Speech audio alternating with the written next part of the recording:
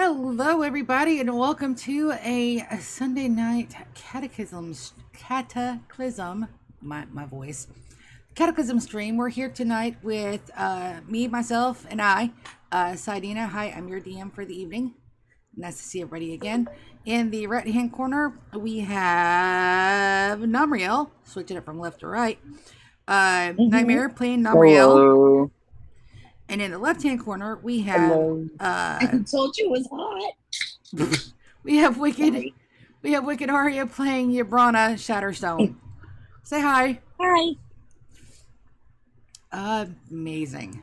So we're just gonna get into it. Last time on D&D, the map's looking a little different, and there's a reason for that because we're gonna skip the whole travel part. Just so you know, you guys have landed the day of the start of the competition, so you are not late, nor are you early. You're probably one of the last ones to come in.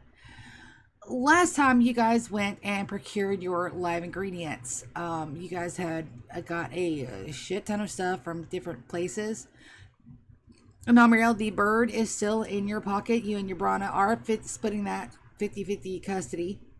Oh, I forgot to put Nicodemus on there. Hold on. You bitch. I did. There he is. All right. So that would your Brana, you can resize him and move him as you would like. Between All right, resize. between fucking deboing my puzzle. It was no puzzle. It was a good puzzle. You guys went and gathered most of the items that you guys required. You're still missing a couple of things. Please remember that the recipes for the menu items are actually in the handouts folder because you guys will need to reference those. You guys managed to travel with everyone. You made it to the town of Nebrat. As you walk into the town, you notice that one is a very populated town. It's a whole lot more taken care of than the town of Fall Creek. The buildings here seem to have been up for a while. However, most of them are wood. Some of them are stone, but most of them are wood. There's a huge, gigantic tree situated in the center of the city, and there are people going about their daily lives. There's a lot of commotion, a lot of hubbub. Everybody seems to be active, lively, very chatty. As you can hear, hear ye, hear ye, hear ye come from the center of town, where a town crier is yodeling at the top of their voice. The board. Oh, by the way, your crab, your turtle, and your trout are all still alive. Congratulations. I did roll for that. Perfect. The board is yours. Right. What time does the competition start? You have no idea. It doesn't say anything on the flyer, just the date, which is today. I guess we need to find that out first. So come on. Where does the competition take place? Yabrana, as you move in between the houses, you can see that there is a flock of chicken or possibly geese. And there is a man in there that is feeding those geese. As you get closer, you can hear the town crier go something. He's hollering. Everybody, Namriel, do you follow Yabrana? He's got his mic muted. Okay. Sorry, I was getting drink and then Mom was on the phone with Grammy and yeah. Yeah, I'm following you, Brona. Okay, you take the entire crew with you guys as you guys get closer to the town crier. Yabrana, as you get close, you can hear that the town crier is saying, hear ye, the great Malaysian cooking competition begins in just a few short hours. Please, everyone, proceed to the Malaysian to get signed up. Okay. All right, let's get signed up and do some shopping. So, Yabrana, as you get closer and you go around the tree, you notice that there's a lot going on. One, there are guards out. These guards have the symbol of the town of Debrat. In front of the Malaysian is a beautifully exotic woman. She has on a epic headpiece. It's of rock gold, jewels. It looks absolutely amazing. To her right is a really grumpy dude with long ears. You can assume that he's maybe elven heritage of some sort. Behind him is a very tall, younger gentleman, no pointed ears, but wearing glasses. To the other side of the lady that is sitting in front of a ginormous chest is a gentleman that's wearing a very peculiar set of armor. Where the lady is in gold, this gentleman is in blue, but he has kind of a headpiece that kind of resembles that. To the left side, just within hearing distance, you see a man. Can both of you roll me perception checks? I'm getting my character sheet open. Yeah, mine closed for some reason. It hates me. I touched it.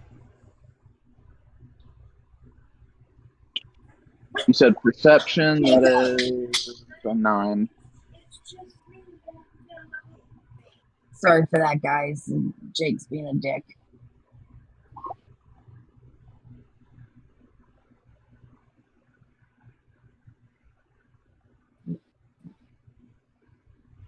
No worries. I've just got to move everybody up. We're putting them in the tree, but they're standing under the tree. Okay, just so y'all know. Figures. This is perception is not a. Is perception a skill?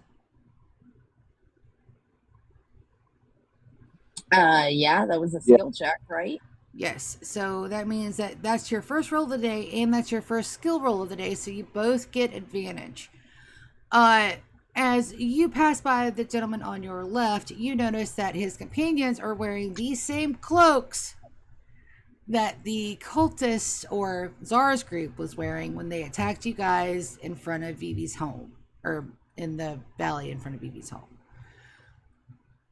I'm just Zar, gonna fucking mean mug him while I walk by. you sure do. The gentleman that's in front that you notice, in his hand, he has what appears to be the same flyer that Vivi gave you about the Malaysian cooking competition. It looks the same. You could tell just at a glance. You both notice that around his neck there is a jaguar claw. Zar has pulled her hood up to veil her facial features. Barrett also does the same on his hunter's cloak. Oh,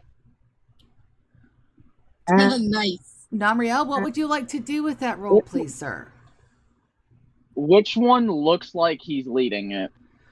So these two right there to your left, those are the ones that are in the cultist uniform that Zara's group was wearing. This is the gentleman. He doesn't have a cloak or a hood. He's slightly older. Let's say he's going to be in his early 60s. He's an older gentleman. He's got graying hair almost all the way through. He's the one that is wearing the claw necklace, along with a couple of various other symbols. He's wearing multiple chains. And he has a scowling. He just looks like a very unpleasant person. I am going to only target those 3, but they are going to see Noctreer, which is Nightmare from the last campaign, and also see his aura. So you just kind of want a flash of power. Oh no, I want them to sit there and be stuck in it for a minute. I have no problem with that. That's all cosmetic, and that is a fantastic intimidation. Do you want to explain exactly how it works, or it's just that feeling and Just aura that passes as, by? Do you want them to know that it's just you as, projecting that aura, or do you just kind of want to do it on the down low? yeah, as we're walking by, I'm going to toss a little almost water droplet looking piece of gold onto the ground, and everything around them is going to go black. And as soon as it hits, that's when they see Knock 3 and feel the aura coming off of them.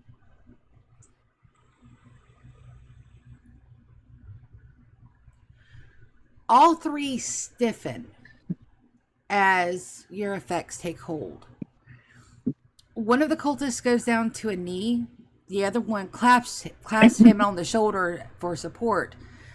As the older guy narrows his eyes and stares back at you.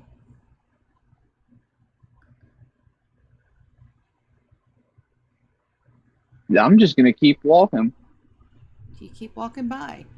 Yabrana, there is a person that is walking by. They do not get caught in that. As you guys get closer, I'm assuming you guys are going to the center.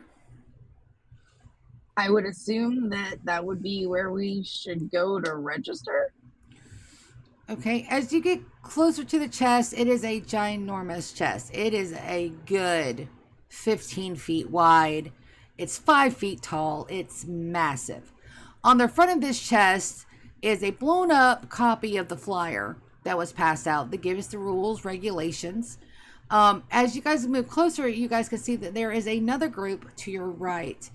Um, it is a fat, old lady, and she's got her glasses perched Oh, just on ow, the ow. edge of their nose as they are talking to her two companions.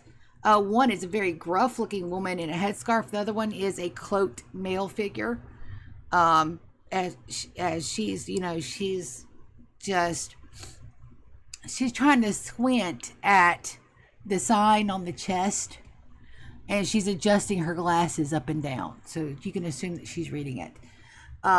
You could see that the very beautiful woman at the front has in her hand a pillow, and on that pillow there is a golden bell.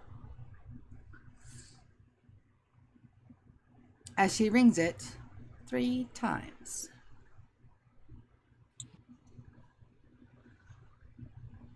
Welcome, everyone. I do hope that all of the rest of the contestants are present. Wonderful. I can see. Oh my, it looks like one of our groups has too many people in it. Could you please verify the 3 that are going to the competition? She's addressing the first one that's up front. I believe that's Yabrana. Yeah. I'm gonna put my arm around Vivi and pull them forward. Oh, And Namriel, you come forward too. Yep. Where's my token? that would It'll be. be the 3 of us. Hi, that would be me. I think I make the age requirement Oh, this year, but I didn't know if there was a height requirement, and it doesn't say anything on the poster. Is there a height requirement? Do I make it? Do I make it? Can I can I well, someone participate? please shoot him.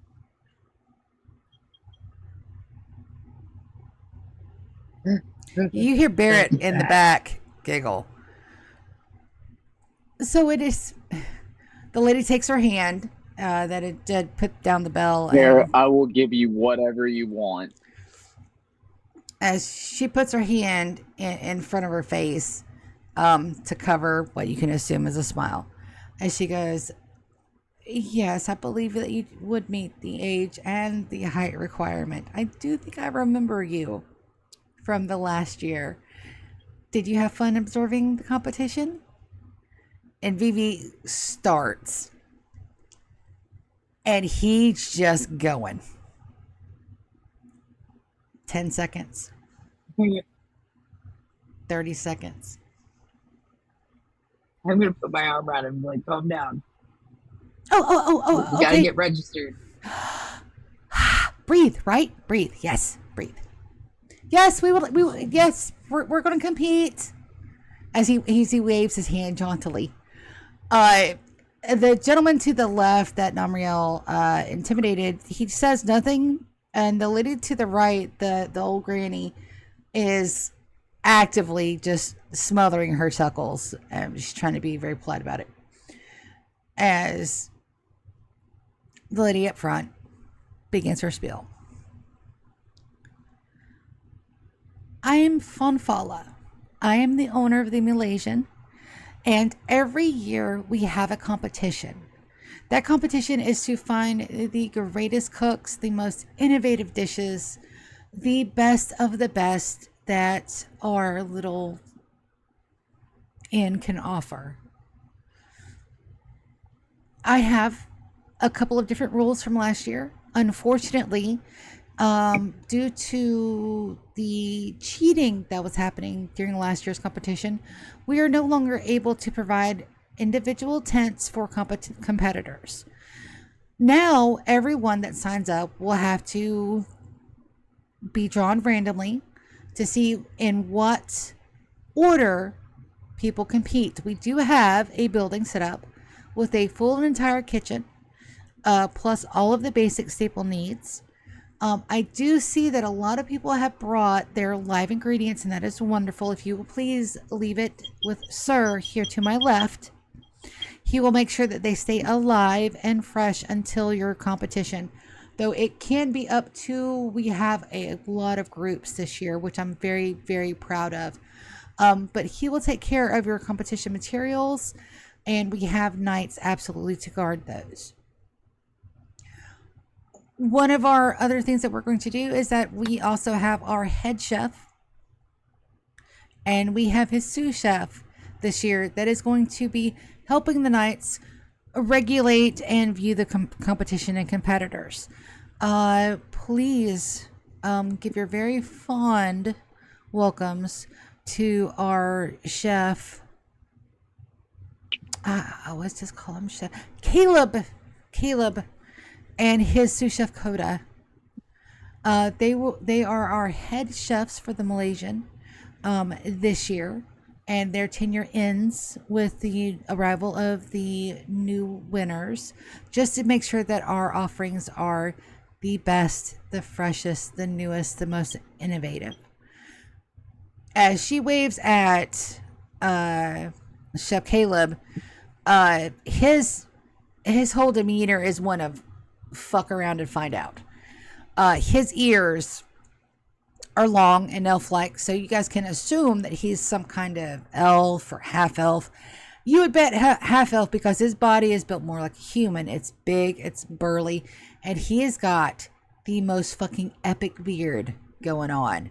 Like, it's full, it's bushy, but it's like really well maintained. So it's an epic beard. His sous chef behind him kind of has that cool guy anime villain thing going on, where he's just standing there in a plain apron, white shirt, and glasses that he adjusts with one finger in the center as he gives a nod out to everyone. Well, Chef Caleb just crosses his arms and kind of harumphs.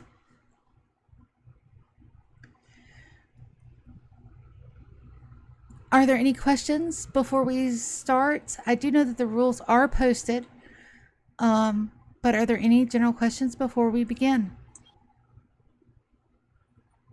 When does it start? Like right now? Yes. So this is the third and last call for competitors. We have had competitors arrive in the last 24 to 48 hours. So the competition grounds are actually rather full. And we will allow you to pick your tents by order that you guys came here, I believe. Ma'am, I'm so sorry. I didn't catch your name. As the older woman, she's looking to the other older woman. The older woman grins up the lady. She said, "Baby, just call me grandma."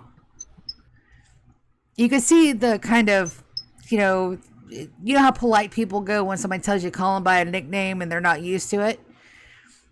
So she decides to do the polite thing. She says, "Yes, ma'am.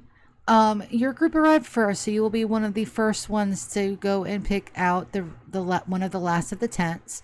Followed by you, sir. I believe you said your name was Carlisle." The man doesn't say a word, just nods his head. And then, "I remember you, little kobold, but I don't remember your name." As if he goes, "I'm Evie. It's very nice to meet you. Again." Though I didn't actually get to meet you last time because my age requirement said that I couldn't. Well, it was either age or height. I can't remember which one it said that I couldn't do. But I'm really happy to see you again. I'm really happy to cook for you. You wouldn't believe the size of the crab we caught. It's humongous. My friends had a really hard time helping me with it. And then we actually, Barrett? we got, Barrett looks at you, Gabrielle.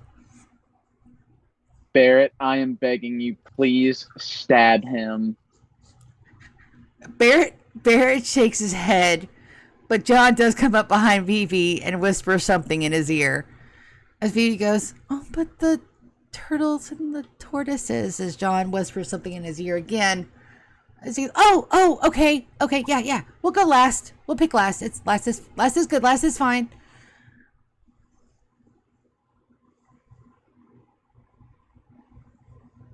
Well then, He's gonna die screaming. Well then, fantastic. So I'm going to go over the rules again just one more time before I let you all go and pick your tents. Please note that the competition will not start until 6 o'clock this evening, and it will go until every team has produced a dish that they would like judged. Each team has produced 3 separate dishes. These dishes will be judged by Chef Caleb and his sous chef Coda. And each of the 3 that you produce will be provided, and they will have a tasting in the Malaysian dining hall. Everyone will be present. There are 3 conditions under which none of your dishes may be chosen to be presented at the tasting. 1, cheating is discovered. We do not allow cheating. Be that by magic. What constitutes as cheating? I was just about to ask that. I'm really glad that you asked. So everything is required that you do the cooking by your own hands. We do not allow, other than the fire starters for the stoves, and of course the emergency equipment, like if there's a fire, if there's an explosion, you are not allowed to use magic at all to produce the dish. So that means that there's no magic additions of potions, no additions of any ingredient that is not provided for us or checked by our sous chef or our chef. So say that you bring a bag of ingredients that's passed down by family generations. If it does not meet the qualifications let me check my...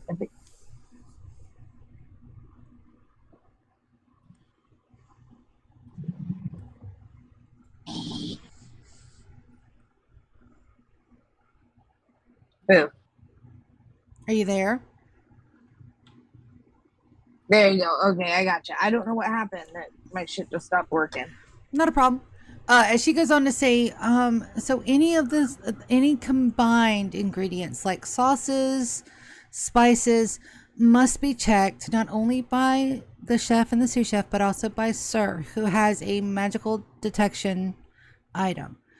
Any of the items that are caught using magic or potions to boost their effects or do what they're intended to do, unfortunately, will disqualify your dish.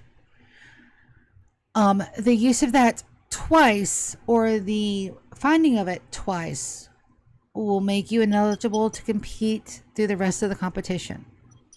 So we understand sometimes you may buy something and you do not know that it's been enhanced.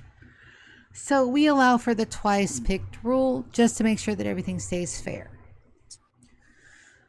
If your dish does not meet the minimum requirements for a dish that will be served at the Malaysian, unfortunately, if two of your dishes do not pass that requirement, you will not be allowed to present the dish, even if the third dish is worthy.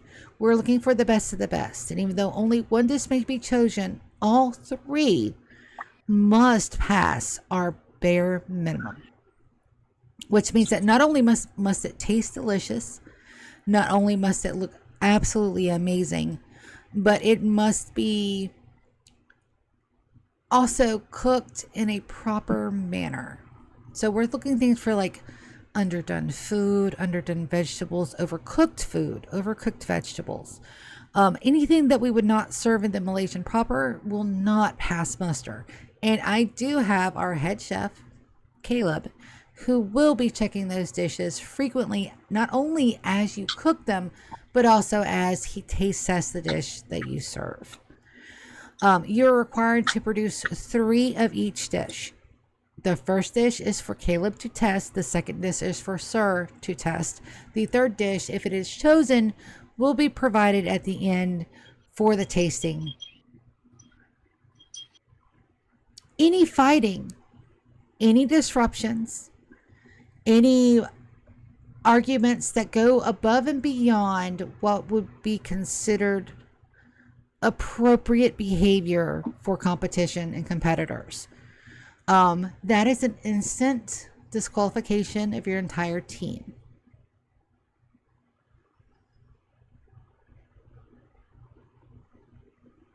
Okay. During the tasting, all competitors are allowed to watch.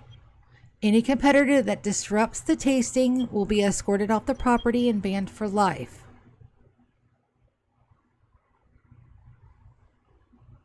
And I believe that covers most of the rules. There are some very, very specific rules, like using magical ingredients and such, like unicorn horns or minotaur's blood, and stuff like that. I do know that we have an infernal competitor this year, so rest assured that their ingredients will be checked thoroughly. There are also provided several options for you all. A lot of them are not labeled, so you will need to use your palettes to test. And of course, our chef and sous chef will be there if you have any questions, which they can answer some within reason. Are there any more questions?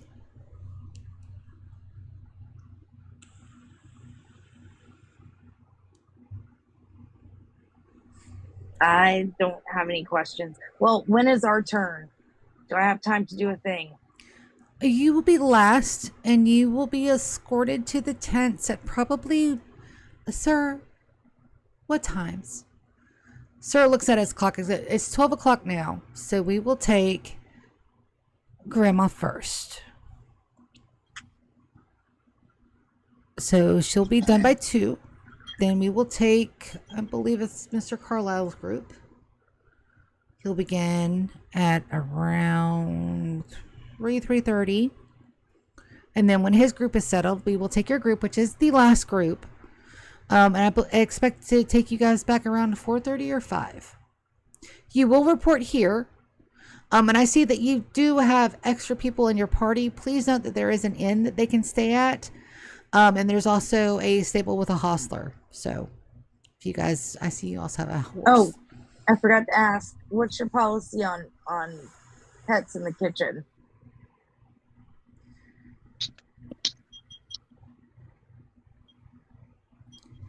I'm so sorry. Did you say pests? No, pets. As Sure. I'm so sorry. Pets are not allowed in the competition kitchen. Health hazard, you know. Okay. He needs a safe space and food. Sir looks at you and goes, we have a inn and we have a hostler that has spare rooms above the stables. So your party will be able to find adequate holdings. I'm gonna cuddle him up to my face and be like, they didn't even comment on how adorable you. Nicodemus looks at you, adjusts his cloak, and preens. Nobody comments. He looks a little hurt.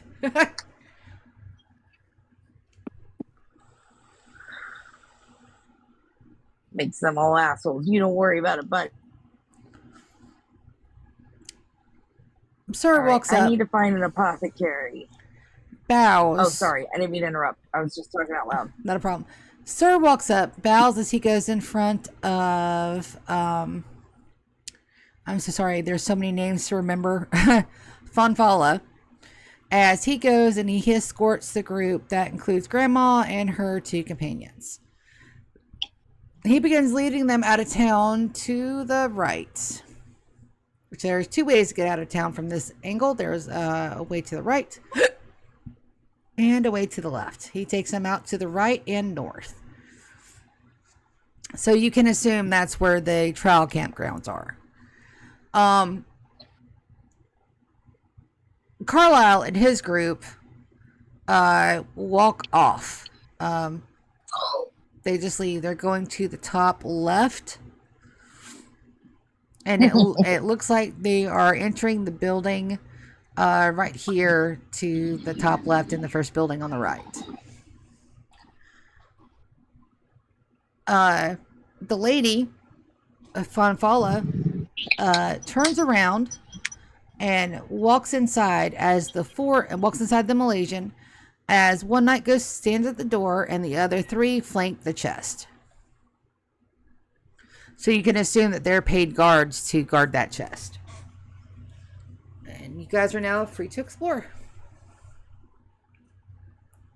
Fabulous. Anybody know where an apothecary is? Let's see who's near you. The knights are near you that are guarding the chest. And they're the only ones close enough to hear. But it looks like they're intent on guarding. So they don't answer you. Dicks. I'm gonna go around this way. John, stay with Vivi, and Nicodemus, I take him out of my bodice and I hand him to Alyssa. Like, you stay here. Alyssa nods, and Barrett and Czar also nod as they don't say right in front of the knights. However, they kind of go to the side. Alyssa has a firm hold of Nicodemus, but not like too firm, as it looks like they're going to hang out in the shadow of the huge tree. Vivi follows you. I'm going to ask this guy right here. Okay. As you walk up to one of the townspeople walking around town, he looks over and down at you because he is a tall fucker. He looks over and down at you and goes, "Hi."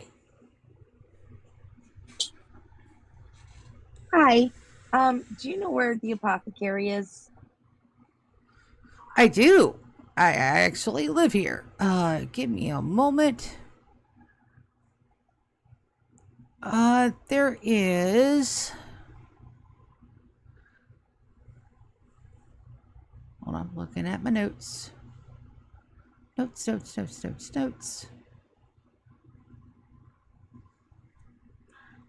Yes. So if you go down this road south, there is a largest building. South? Correct. There is a largest building.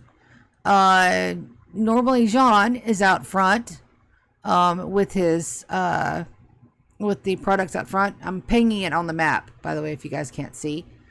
I see it. There's Jean.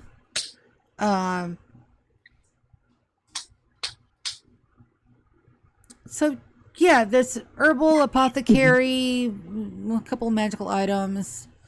Yep. I would suggest that you do avoid alleys. We've had a horrible problem with pickpockets and thieves lately. So I do suggest you stay on the main thoroughfares on the road. I'm going to look at him with a deadpan face I'll say I don't think we have to worry about that. He looks down and then he notices the As group that is everybody else. behind you. That includes Namriel. Namriel, are you in your dragonborn form or your human form? I know that you were in disguise as your human form, but did you ever shift that? Yes, I shifted back to my dragonborn form not too long ago. So he looks up at you because in your dragonborn form you are a lot taller than the human. As he goes, oh, Yeah, dragonborn. I think I'm 7. Dragonborn. I think I'm 7'2". As a human, I brought it down to like 5'11".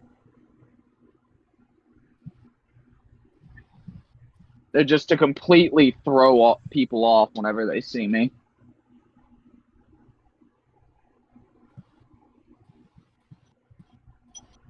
He looks up and goes, yeah, no, I think you guys might be safe. Just, well, welcome to Nebrat. As his head goes all the way back to try to look up at your face.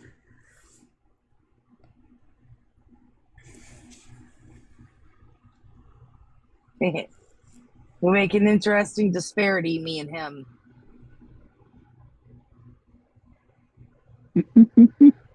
The gentleman just nods his head and continues to walk away. Politely. Thank you. You're welcome. As he waves and continues to walk on by. So you're right here. You're at the right side of the road. There is a fork going to the right that will absolutely take you out of town. There is a gentleman right there in that bush. It looks like he's doing some hedge work. Numriel, I want you to do me a favor. The closer Yabrana gets to those buildings, will you do me a Arcana check? Yabrana, you as well. It's If an you 11. think your person can do that. That's an 11. So Numriel, you're sitting there and you're just trying to get a feel for the place. You both can feel the slight aura vibrations from the shop coming directly from your south. But other than that, there's too many people here to get kind of a direct bead on what kind it is. John is having a hell of a time stopping Vivi from trying to talk to everybody he sees on the street, as Vivi is talking to the person that is trying to cut the bush, as John is trying to gently coax him into following you more closely, Yabrana.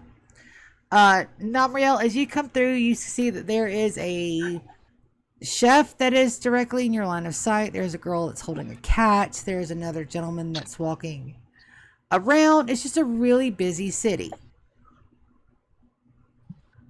As I am I'm going to walking grab to Vivi you, by the hand. Vivi, You were saying, I'm sorry, I didn't mean to cut you off. as I am walking with Yabrana, I'm going to imbue the Dragon's Wrath short sword with more of my magic. And you're going to see why I'm going to do this here in a few minutes. Do you want I'm just pouring mana into it. Do you want this to be kind of like a slow leak that you can control, or are you just building up the power? Oh, well, as we're walking around, I'm just putting more and more into it because I've got something planned. Okay. Nothing that'll get us disqualified. John doesn't notice. However, Vivi keeps looking over at you, going, "Huh? Why'd you get all tingly all of a sudden?" Hey, Yabrana, and he tugs on your arm. He's like, "Why is he getting all tingly all of a sudden? Like he normally only does that when we're going to go in combat, but I don't think we're going to go in combat. Are we have to go in combat? Because I don't like combat. It's very scary." Like I'm not even pat him holding on the the sword. head. I'm going to pat him on the head, and then with the hand that I'm holding his arm with, I'm going to swing him up onto my shoulders. Say, don't worry about it, kid. Vivi is Like the sword's not. Go ahead, Nightmare. I'm not like I just have my hand on the handle of the sword. It's not unsheathed or anything. I'm just pouring mana into it. So you say that as Jabrana, you got to swing him up on your shoulders. Give me a strength check. just to make sure that you don't toss him over a building or anything. Just just lift him up on my shoulders to carry him, so maybe he won't be in the line of sight, making eye contact with people trying to talk to them. Absolutely. Just Hit the button. Why isn't it? There it goes. Oh, sorry. An 11. Absolutely. That is more than enough to swing the little kobold onto your shoulders. He looks like a little kid dangling up there. It's absolutely adorable. He grabs onto your shoulders, and then in a fit of glee, he wraps his arms around your head, obscuring your eyes, as he goes, "This is the greatest day ever. This is so awesome." And he's taking you. For me, I don't know if you're fading out for anybody else. I'm so sorry. Can you hear me better now? Yeah, I think it might be my phone being a butt. But keep going. So Vivi has his head wrapped around your head. He's obscuring your eyes as he's kind of swinging your head back and forth. This is the greatest day ever. He's very happy. John, that positive energy, buddy. John is laughing as he goes, "Dude, move your hands. She can't see." As Vivi goes, "Oh, I'm so sorry. So, Numriel, so no fight. We're safe." We're not fighting, dude. I'm trying to do something. Okie dokie. As all right. As you get close, as you guys get closer to the shop, Vivi is on your shoulders, and of course, nothing is going to stop him talking. But now he's only talking directly to you, as he also passes comments back to Domriel and John about how tall the buildings are, how soft your Brana is, just random shit. It's just flying out of his mouth. As you guys come closer to the front of the apothecary shop, you can see what appears to be a younger human child. They've got some kind of goggle thing going on. They have in their hand a collection of potions that they're just kind of... Have you guys ever seen like pen twirlers? Yeah. So he's taking like 3 bottles of potions, and he's just kind of twirling them in and out of his fingers. He's really not paying attention. He's like spaced out or whatever.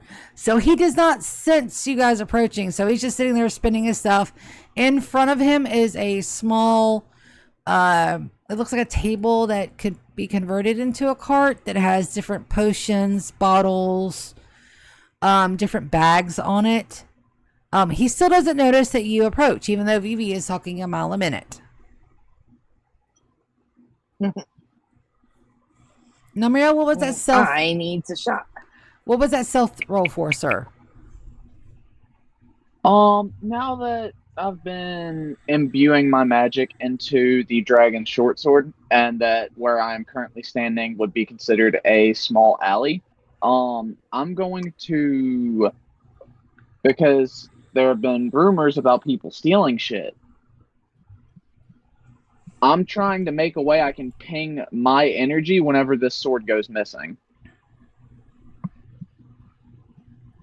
And find who fucking did it. Okay, so good news that when you've attuned to something, you know where it's at. When you're attuned to something, you cannot lose it. It is attuned to you. You can find it anywhere. Putting your magic in it just makes it kind of glow brighter. But anything that's attuned to you, or anything that has been attuned to you, it still kind of retains that kind of bond. So say that somebody tried to snatch your bracelet, even though they couldn't get it off your hand without fucking cutting it off, or your Brana, your coin around your neck.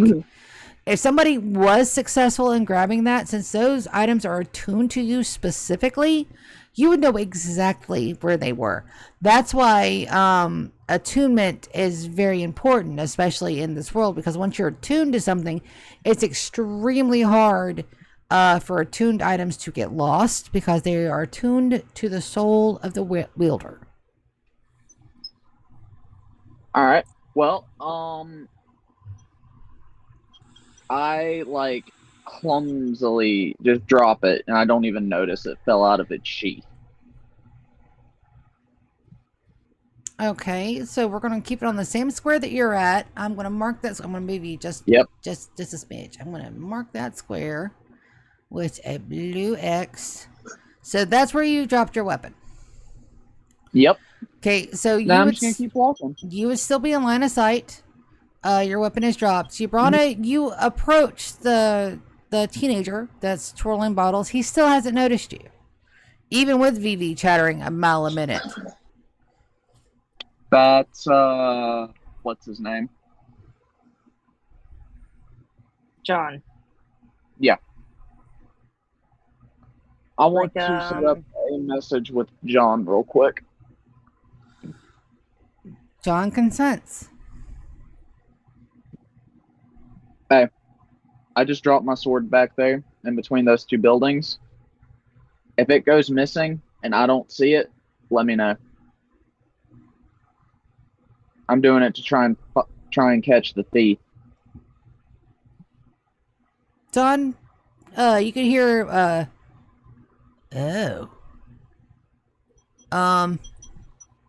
Yeah, yeah, sure. Fantastic.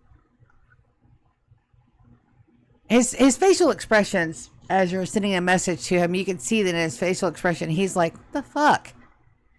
Because you can assume from his facial expression, he's never been on the receiving end of a message before. You brought it. You walk up to the teenager. He's still twirling his bottles. Say, hey. Oi! Yeah. Hi. Hello. Customer? Hi. Dwarf customer. Yes. Hello. Hi. Oh, shit. How can I help? As he puts the bottles down. Do you have moon water? Of course we've got moon water.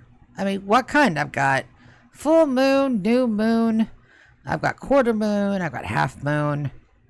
I've got, blue moon. Hold on. Hunter's moon. Strawberry moon. Slow down. Which one did I need again? It just said moon water. That's what the book told you. Well, shit.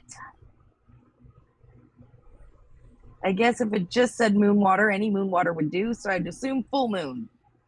Yeah. Wonderful. So I have a wide selection of full moon waters. I've got this one as he turns around and he scurries on the thing as he brings up a very, very small vial, and it's blue, and it has a seal, and around the seal there's a wax, and it's stamped with the sign of a new moon, and underneath it are a couple of dates. He says, this one's really, really good. This one was done on the new moon of the first new quarter of the new cycle. So it's a little pricey, but it's totally worth it. Well, I don't have to lean down. I assume he may be taller than me. He is. I'm gonna lean in. And I'm gonna go, you're not fucking with me, are you? Let's do that insight check before I answer that question for you. So, Namriel, who you do the insight check on and why? I'm just trying to see what type of vibe he gives off, like if he's being serious, if he's trying to bullshit his way through it. Okay, so what you have here... I'm just trying to see what I can get off of him. What you have here is a kid that's just trying to make some money. That's it. It's, you don't know his specific circumstances, but he gives off that kind of earnest yet trying real hard, kind of that vibe. He definitely is trying to upsell y'all. No questions asked. But he's earnest and honest. He's just trying to make as much money as possible. So the insight check for the shopkeeper passes. Nothing you wouldn't expect out of a teenager that's running a shop. I'm gonna walk up to him and lean down and look at him and be like, "Kid, don't bullshit us. We need it for something really important." Okay, so both of your questions are asked at the same time. So Urbana, what was yours again?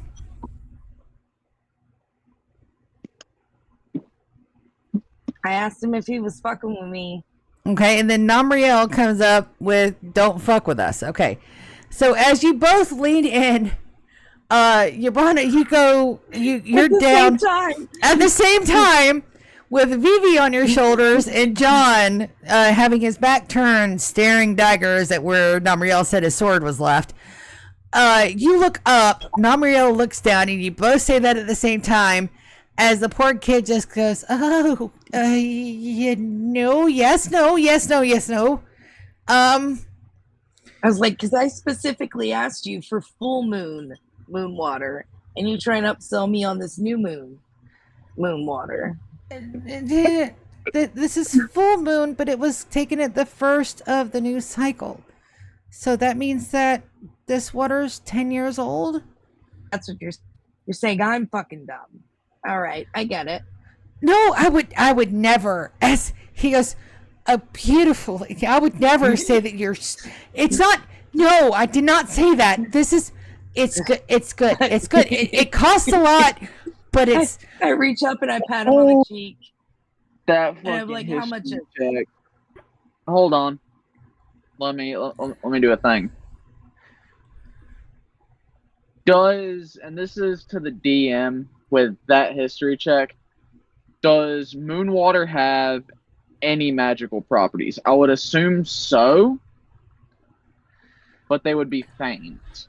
Okay, so with the history check of 8, and since this is such a common apothecary ingredient, you know that it's just kind of like to give like a lunar or a moon aspect to whatever workings that they're working on. So if you have something that calls from like essence of moon or under the moonlight, a lot of times moon water can be substituted as part of that, because instead of doing it under the new moon, say you're processing a bunch of health potions and it says under the full moon. Well, you can't process everything under the damn full moon if you're going to have a sturdy supply of stuff. So moon water is used to substitute the moon being out as a part of the moon in the ingredient. It's rather common. I mean, you could probably pick one up for coppers. Yeah, but we don't know if that'll work. How much is this Book said water you trying to sell me? So this one right here, it's one of the more expensive ones that we carry. It's 10. It's 1 silver, 10 copper. Or, I'm sorry. For a distinguished guest such as yourself, it'll be 1 silver and 6 copper.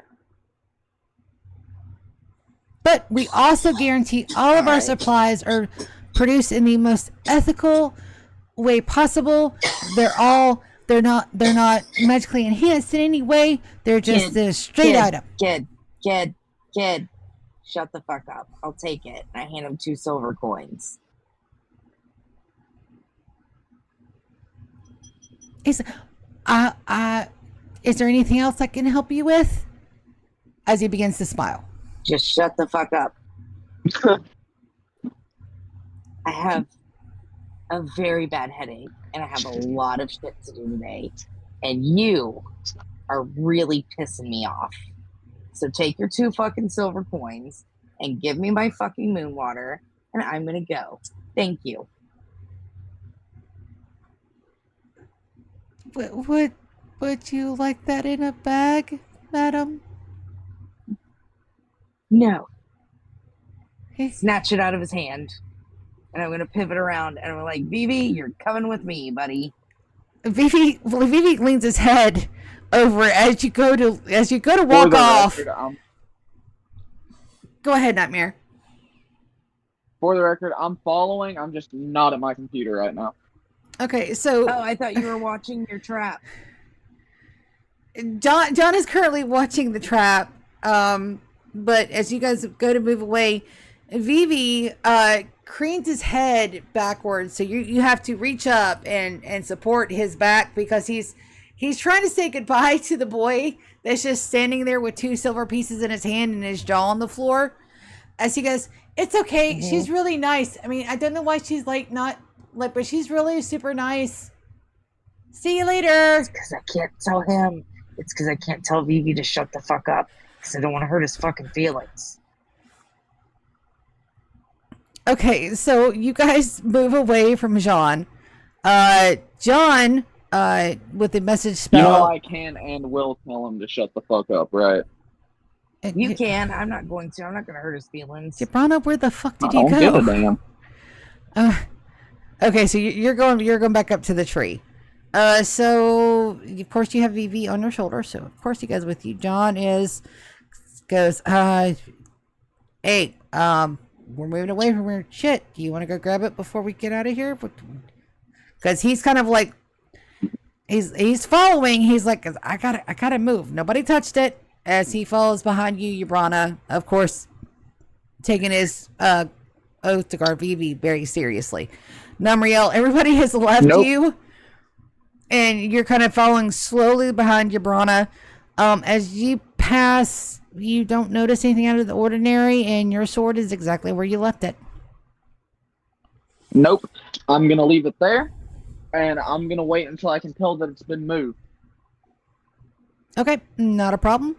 Yabrana, you make it back up to the tree with Vivi, talking 8 mile a minute. But he's now talking to John, talking about how all the cool stuff was that was on the table. And he's just having fun. He's, making commentary about everybody that's walking around. It's really, he's just not shutting up. You get back under the tree and you notice that Alyssa has Nicodemus. And Nicodemus is, it looks like she's taught him how to do a paw for a treat, as she has stashed some of the little petitfours that you guys had from her previous supper at Vivi's house. And she's breaking them up and giving them to Nicodemus, and Nicodemus is doing little tricks on her lap for treats. She is smiling. Sorry. Here's what I'm going to do.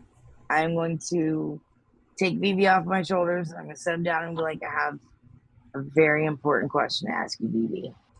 Yeah, what's up? Can I have a little bit of your blood?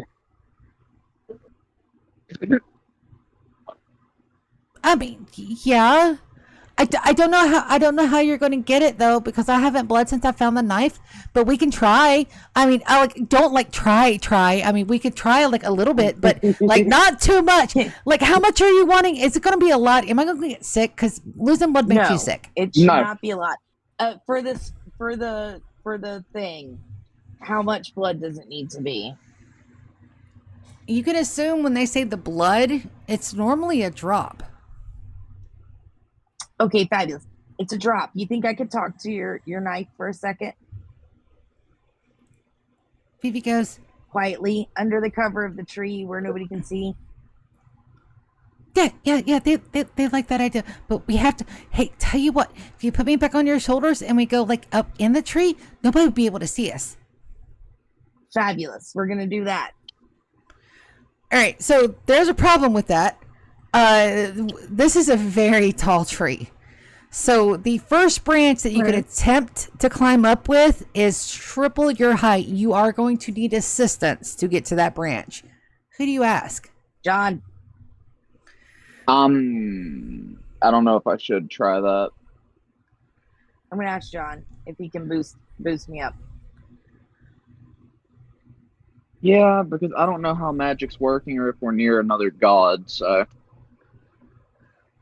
John goes, absolutely, as he kneels down in front of the tree, as he goes, my heart. Your foot, please. And he's being totally hammy about it. In a very fun, respectful way. He's grinning ear to ear. Toss me up a little bit. So Vivi's on your shoulders. You're in John's hand. John is tall, not quite as tall as Zombriel, So if he lifts you all the way up, that is absolutely fine. So that's a good survival roll. We're going to roll a d20. Oh, Yes. John helps you with a flourish. So not only does John's excited. not only does he have enough power in his body to lift you up effortlessly, he takes your hand in what's called a cheerleader hold, as he not only extends up, but he extends his arm up, allowing you to simply walk onto the branch. Oh, thank you. He releases your foot. Says, you're very welcome. Once he's sure you and Vivi are secured. Namriel, somebody's fucking with your knife, my dude.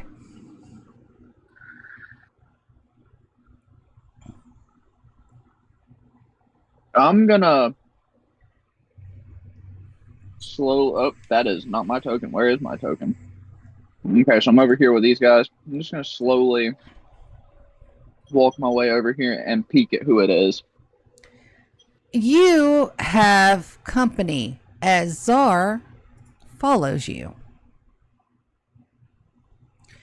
You get to your knife. I set up a message link. She consents. Say, someone's fucking with my knife that I planted. Yes, and you Barrett, he's got some really good fucking ideas. He says nobody should go alone. We should all travel in pairs. So I will accompany you. Oh no, that's fine.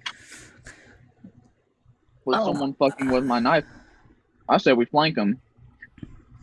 That is a great idea. North or south?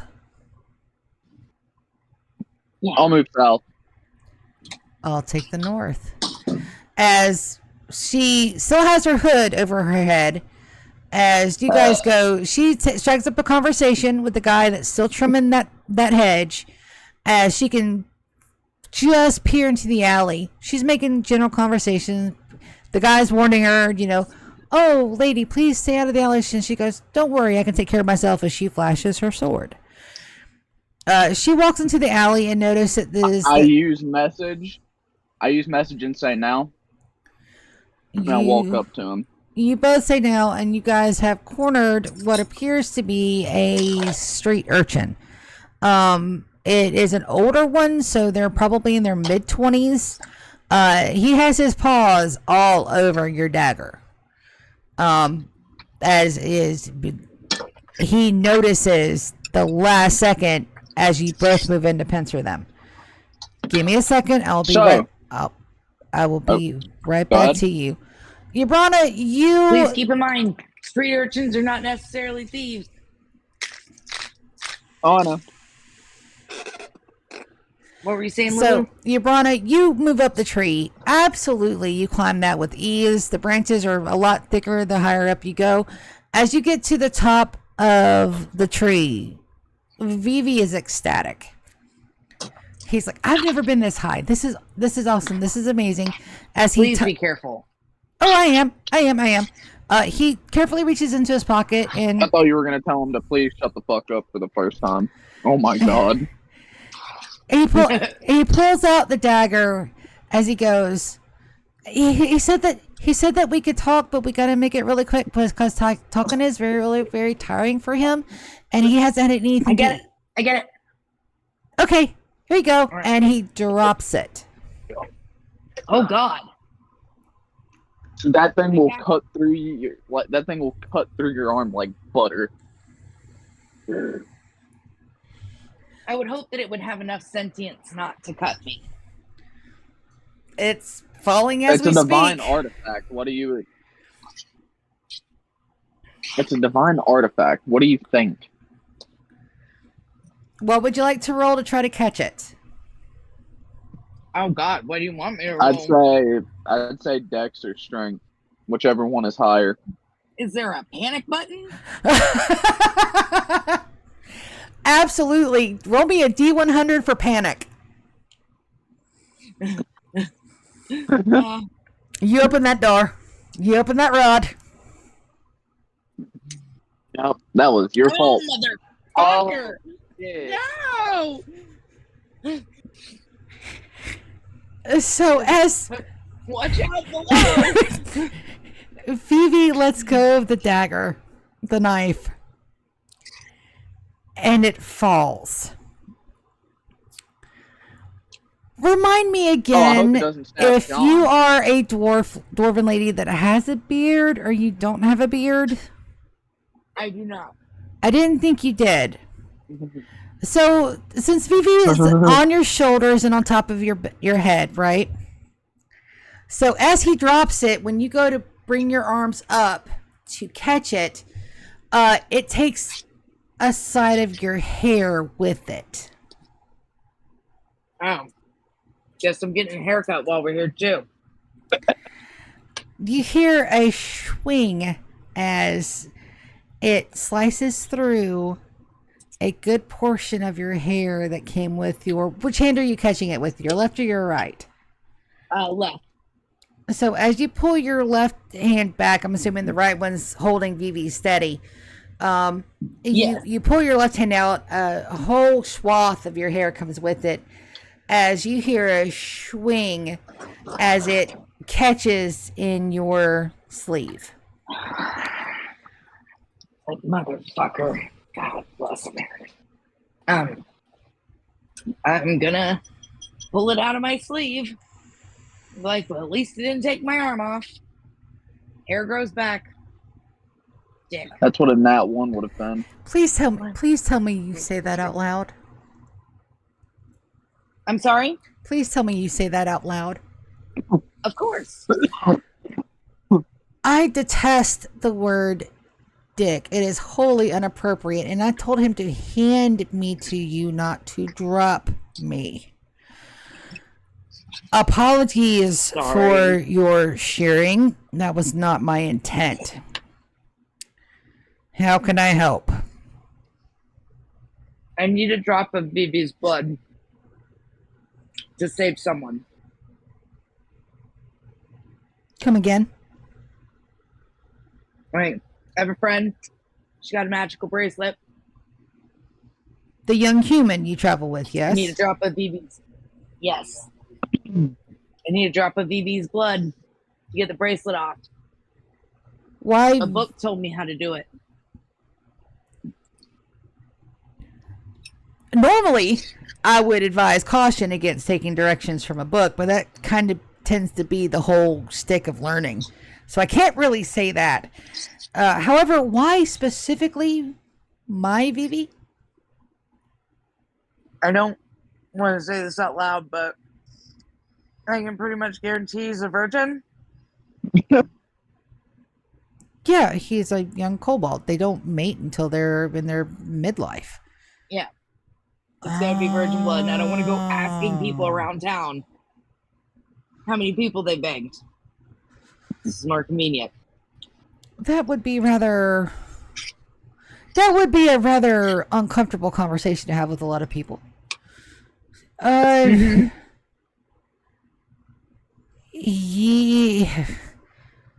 And we'll leave it right there for the moment. I'll come right back to you if we got time today. No worries. But that's where we're going to stop at the moment. So, Namriel, you and Czar have cornered this urchin. They are literally drooling over your knife as they notice that they're in peril. They go to run. What do you do?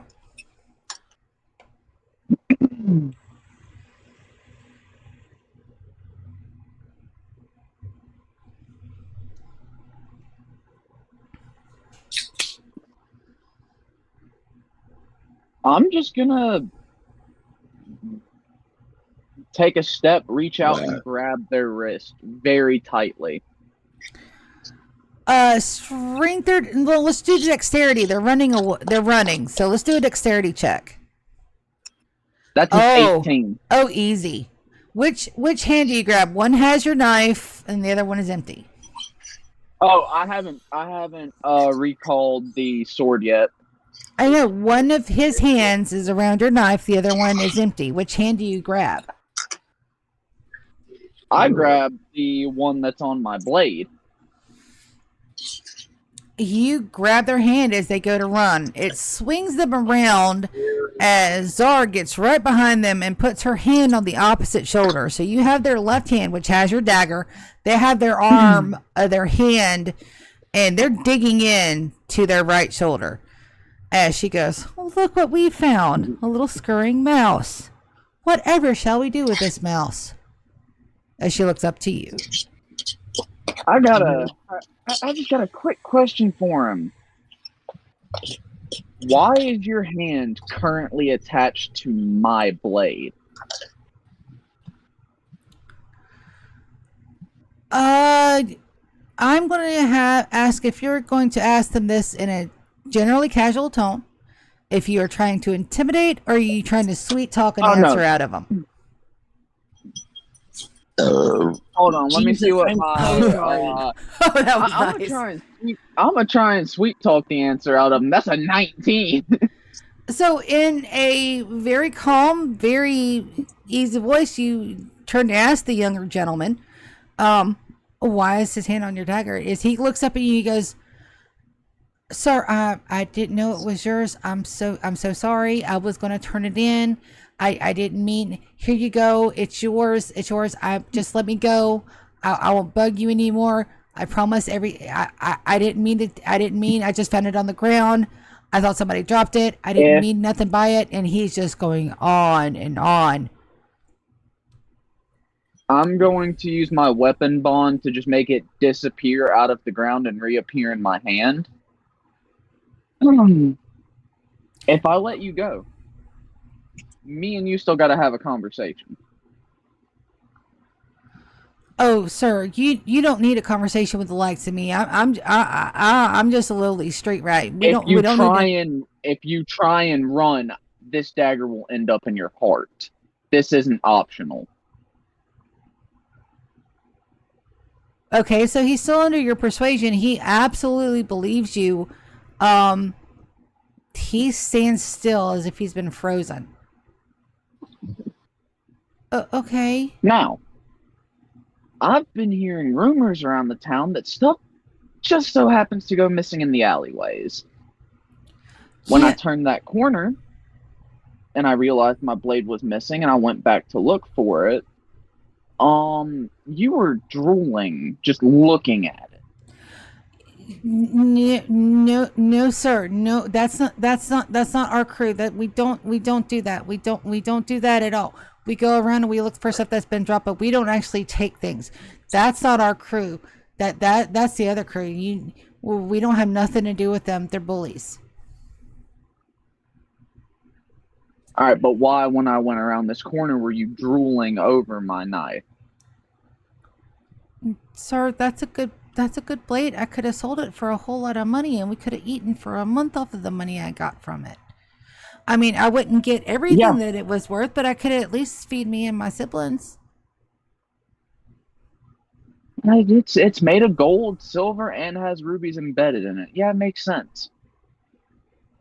I didn't mean no offense to someone as grand as you. It was on the ground. I didn't take it from you. I didn't steal it. I just found it, and I was gonna sell it. Yeah, but I was only gonna sell it for money to feed me and my siblings. Look, I'm gonna let go of you, but I don't want you to move. In fact, I hope you listen to what I'm fixing to say. I'm not saying nothing. I'm not moving nowhere. I'm not doing nothing. I let go of his wrist, and I reach into my bag of holding. At the same time that you release his wrist, Oh, Czar also releases his shoulder. I reach into my bag of holding, pull out 3 gold. I open my hand to show it to him. Zara looks at you, sees the gold in your hand, and she shakes her head. You give that gold to him, you might as well sign his death warrant.